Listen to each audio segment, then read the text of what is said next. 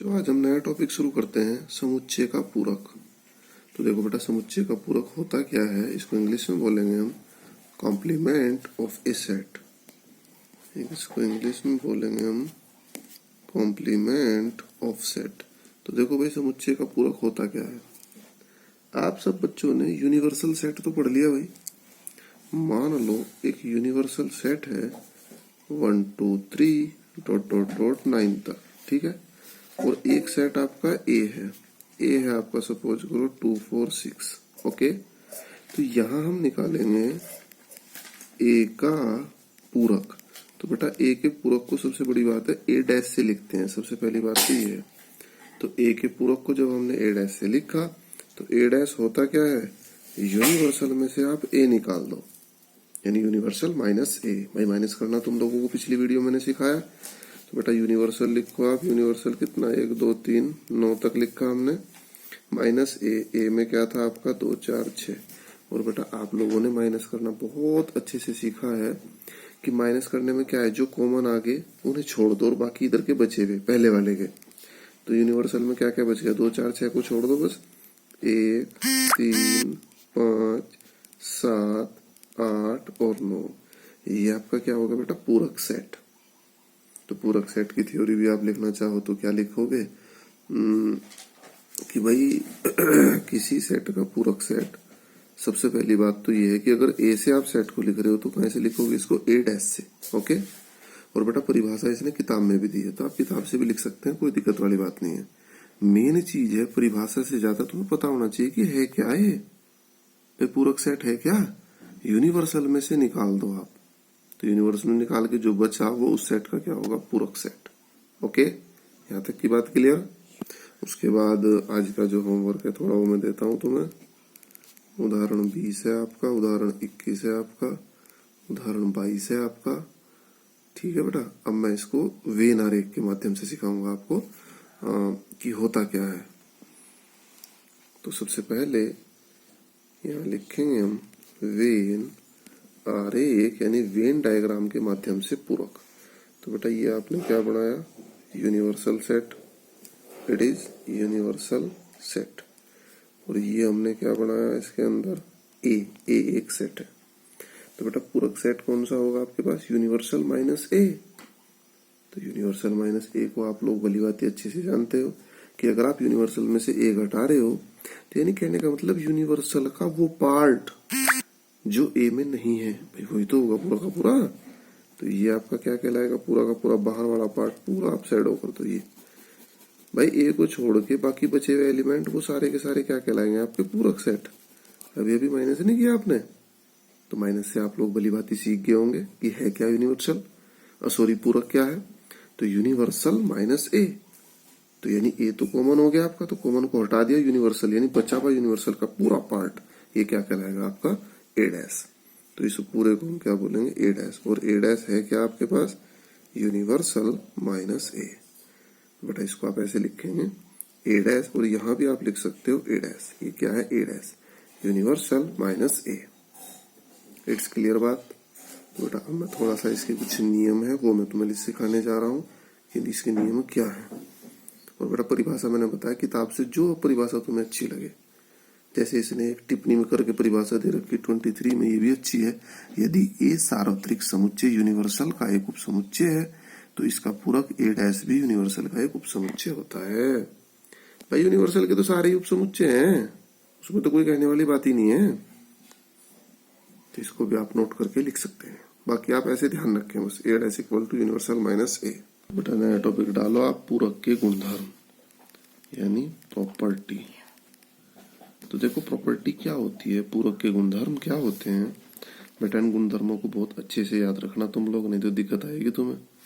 सबसे पहला जो गुणधर्म है आपका वो ये है कि ए का यूनिवर्सल, सॉरी यूनियन अगर आप ए डैश के साथ करोगे तो वो क्या आएगा, यूनिवर्सल। ये बात तो भली बात ही क्लियर है कि भाई ए और ए डैश का जब आप सम्मिलन करोगे तो यूनिवर्सल होगा, क्योंकि यूनिवर्सल क्या है आपका, ए माइनस ए डैश।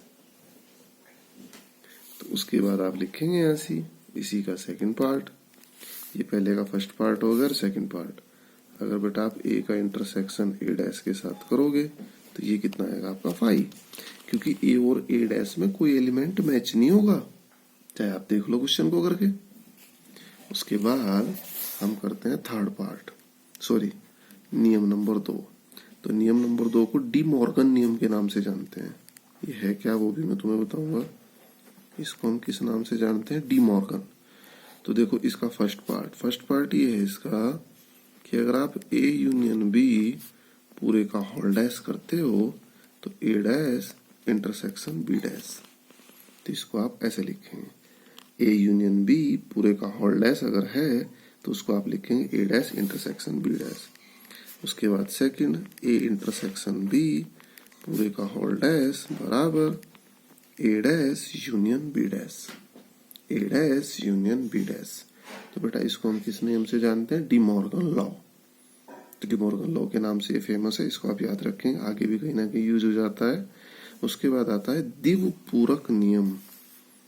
तीसरा आता है आपके पास द्विपूरक नियम। तो देखो बेटा द्विपूरक क्या है? द्विपूरक ये है अगर आप ए डैश कर रहे हो और इसका फिर से डैश कर रहे हो तो ए आ जाएगा। अगर आप ए डैश कर रहे हो इसका फिर से डैश कर रहे हो तो क्या आ जाएगा? ए। इसको बोलते हैं द्विपूरक नियम। उसके बाद चौथा आता है आपके पास फाई डैश और यूनिवर्सल के नियम। फाई डैश और यूनिवर्सल के नियम।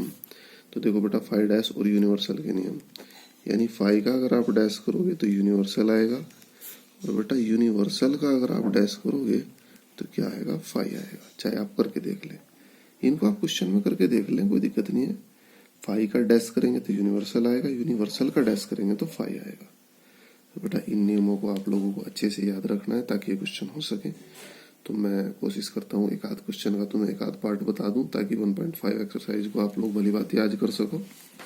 तो देखो बेटा आप लोग एक्सरसाइज 1.5 का सबसे पहले क्वेश्चन नंबर 1। तो 1 में भाई आपको क्या दिया है इसने? 1 में इसने कुछ बातें दी है, यहाँ सी यूनिवर्सल दिया है, ए दिया है, बी दिया है और सी दिया है। तो निम्नलिखित ज्ञात कीजिए। तो बेटा ये बातें मैं तुम्हें ज्ञात करके बताता हूँ। मुझे लग रहा फर्स्ट और सेकंड तो तुम कर लोगे। इसका थर्ड पार्ट देखो आप। तो थर्ड में क्या कहा इसने? थर्ड में कहता है ए यूनियन सी पूरे का whole dash, A union C पूरे का होल डैश। तो बेटा ए यूनियन सी पूरे का होल डैश तो हम बाद में ज्ञात करेंगे, पहले तो ए यूनियन सी ही कर लें। तो हम लिखेंगे ए यूनियन सी। तो आप ए को लिखेंगे यहाँ से, ए क्या है, और सी को। तो बेटा मैंने ऐसे लिख दिया, ए का मान रख दिया 1 2 3 4, फिर मैंने बीच में यूनियन लगाया, फिर लिख दिया 3 4 5 6। तो यहाँ आप क्लियर देख पा रहे कि 1 2 3 4 में से कॉमन क्या आ गया हमारा? 3 4। ये देखो भाई 3 4 तो हमारा कॉमन ही हो गया। और यूनियन में क्या होता है? कॉमन और बचे हुए सारे आते हैं। तो कॉमन और बचे हुए सारे का मतलब 1 2 3 4 5 और 6। तो ये क्या आ गया आपका? ए यूनियन सी। क्लियर होगी बात? तो ए यूनियन सी का जो मान आया आपके पास वो कितना आया? 1 2 3 4 5 6। अब बेटा हमें क्या निकालना है? इसका डैश।